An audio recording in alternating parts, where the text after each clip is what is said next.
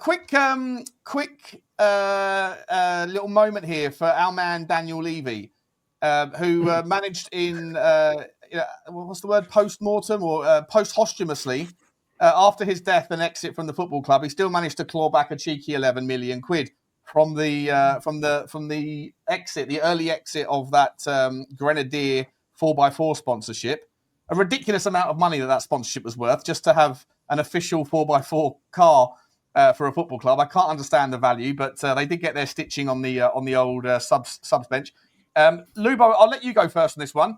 About time you gave Daniel Levy some credit, or was this one you giving this one to Vinay or to Charrington? Who are you giving this one to? The lawyers? What are we doing here, mate? What are we doing? Listen, he's not involved at all, but he obviously set the ball rolling. And listen, you don't have to be a genius. If you've got a contract with somebody and they break a contract and it's worth a lot of money, off you go. You go to the lawyers. At the end of the day, the law works very simply. What's in black and white is in black and white. And if you think you're playing red and blue, then like Jim Ratcliffe did, then he's going to lose, isn't he? And he's obviously not let it go to court, and there's been an out of court settlement. And Levy's very good at making money, so Well, come on, Lubo. We've all seen the film My Cousin Vinny. He's a lawyer. He wins all the cases. As soon as he heard My Cousin Vinny was involved, the 5 million he owed us. He owed 5 million, sure. He owed 5 million, right? And he's ended up coughing up 11. So whether it's Charrington, whether it's Levy, or whether it's Vinny, right? It's 11 million that will go into the coffers somewhere or other. It will help. I reckon now with you guys coming on board from sponsorship, the former guy who worked with Nike and all the other guys who have come on board, I reckon we got some big deals that will be incoming. We've heard that AIA will be moving to the track training kits automatic instead of the main kit, which will mean finally, hopefully, we won't have any red sponsor on the front. But get that off. I reckon there's a big sponsor incoming that's being planned, and they're moving aside. I think there's lots of good news to come. I'm still waiting for an official bed sponsor. I want to see an official bed sponsor, official coffee sponsor. I want to see sponsorship deals for everything. Same. I want to see an official sponsor of the official sponsor. Yeah, that's what I only want to see sponsors if we don't spend it on greys and tells and this nonsense. What about a grass sponsor? A grass sponsor. Look at Lubo's face. Because you see, it's a bit like the government raising taxes and then spending that money on absolute guff. Like it does. Like it already does.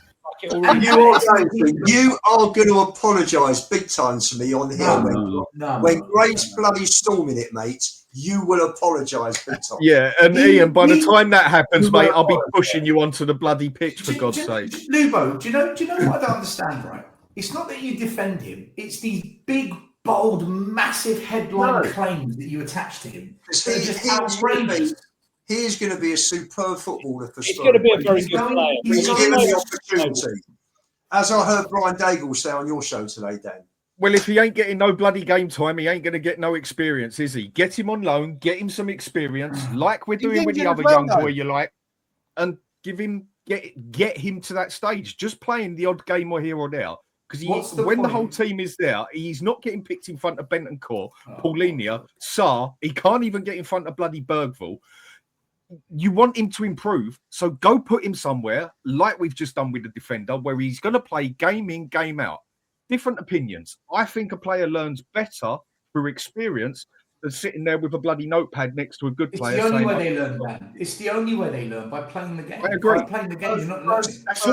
Personally, I think Gray will probably go on loan in Jan.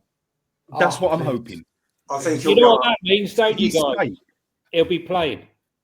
No, the second that he goes on loan, Bergvall and Pape Sarr are going to have a double concussion in a training ground incident. Yeah. Helene is going to break his toe. And we're going to try and get him back. So, Ian, last bit I was saying it, John. One thing I just want to mention on that. And we'll still be better with Gray on loan. Go on. So you think he'll go on loan in January? I think he'll go on loan in January. So that's why he's going to see significant game time, like you just said 5 minutes ago. my personal opinion. If he hadn't have been injured, Dan, I think he'd have played a bit in the last couple of games. Okay. He would have played against Copenhagen for sure. Can I just mention, Sean, that I feel it's night time though. The fact that Thomas Frank constantly mentions Solanke's on the grass. Takai is on the grass. Everyone's on the grass. It's time we sponsored the grass, right? Yeah. So I'm just wondering if it's a Danish word for marijuana.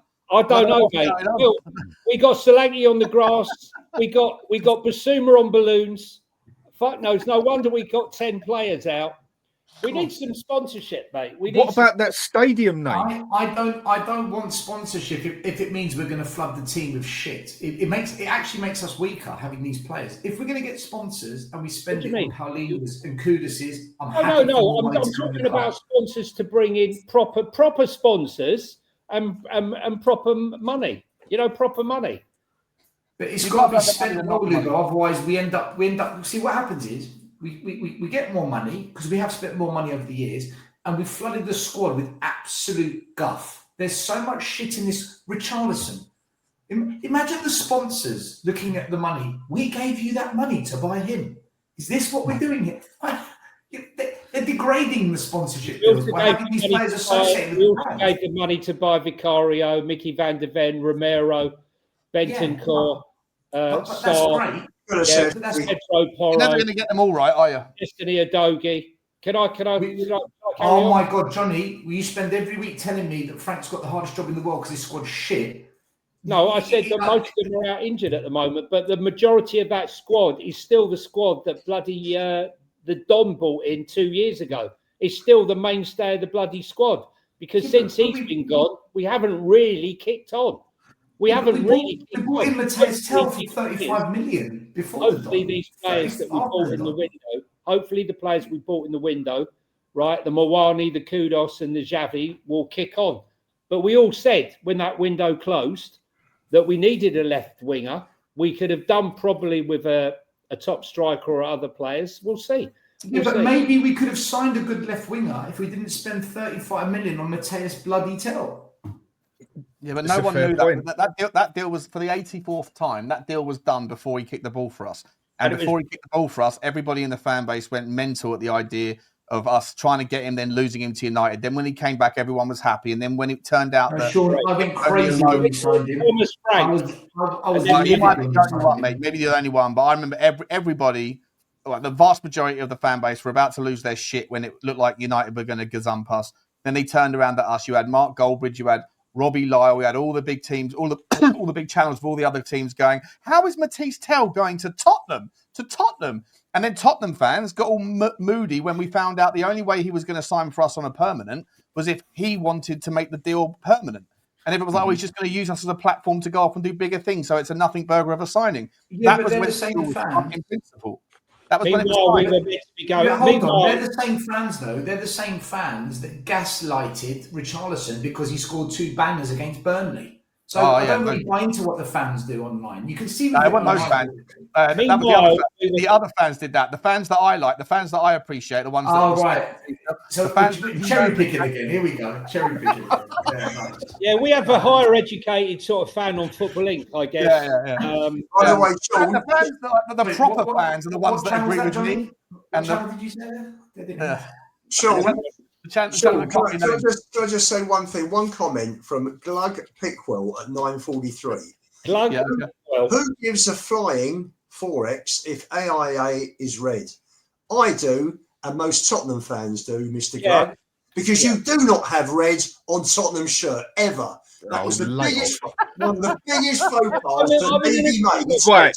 So if someone comes in here and says, "Right, we will sponsor your club for excess amount of money," so if this club is not red, mate, you know, there's a word, Ian, for things like that, and it's called sentimental. No red, and that's stupid. Look, I don't care if the money comes from Colombia, for God's sake. Yeah, as long as it gets spent properly, All I don't know is care. I just want those success. go- In that case, Dan, in that case, if someone gave you a nice chunk of money, but you've got to have a giant flag of a dildo outside your house for the next 2 years, would we do it? All day long. For enough money. I've already got an England flag outside it, so all I Everyone's need is the dildo. no red. Everyone knows. Just quickly no say, red. super quick. The only red I want to see is on Spurs 5 when Lubo loses his shit over the most random things. On Tuesday night, he went from absolutely calm, peaceful Lubo to losing his shit about the IFAB. He went mental about the They're ruining referee. football. And tonight, the colour red on the sponsorship. Have you seen some of the penalties given in the Champions League this week that are a joke? That IFAB are killing this game, I'm telling you. The best one was Marseille, the Marseille game, where it was an absolute blatant penalty, right? Handball. Oh. And within that motion, instead of getting the handball, they went off the other end and smashed the goal in. Should never Atalanta scored, didn't it? And Johnny, what about that penalty Arsenal got for their first goal? I know, terrible. Terrible. You bought any Spurs shirts? Just out of question, have you got any Spurs home shirts? Not with red on them. No, there's red on it. I refuse Not to with wear red. it. No, that's what I was asking. Are you that sentimental with it that you won't even buy the shirt for it? No. I would. Lubo is incredibly petty about some very, very important. It was just a question. It was just a question. I'm going to back Lubo. I'm going to back Lubo here. In an era of where identity culture is being eroded left, right, and centre, if you don't keep that and maintain it, then who are you anymore, right? We are the Lilywhites, not the Lily Reds or the Roses. We've got to keep that going. It's who we are. It's who we are, mate. My Blue missus knows. Blue and white, that's who we are. My missus knows, Dan. My missus knows. Lubo, No red cars. My missus knows. No red cars. No red nothing. Right? So I don't want red in this house. no red. Guys, listen, we've got 15 minutes at a push. We've got to talk about the United game. So let's stick to that just very quickly.